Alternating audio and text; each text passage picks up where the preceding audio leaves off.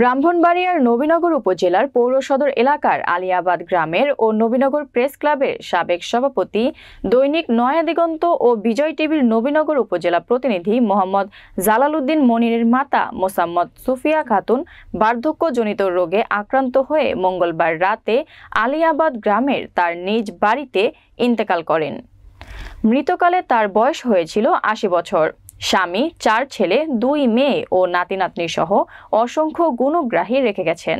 নবীনগর উপজেলা প্রতিনিধি জহিরুল ইসলামের প্রতিবেদনে বিস্তারিত।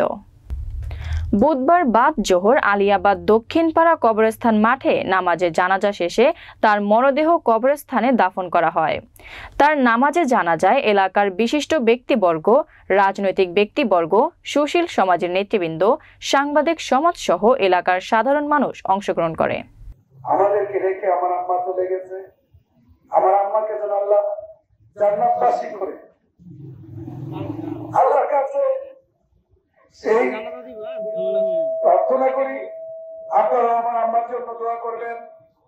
এখানে অনেকে উপস্থিত হয়েছেন, বিভিন্ন রাজনৈতিক দলের আমার বন্ধু বান্ধব, সংবাদকর্মী, এলাকাবাসী, আমার আত্মীয় স্বজন, আমার মায়ের বাড়ির আত্মীয় স্বজন, অনেকে উপস্থিত হয়েছে।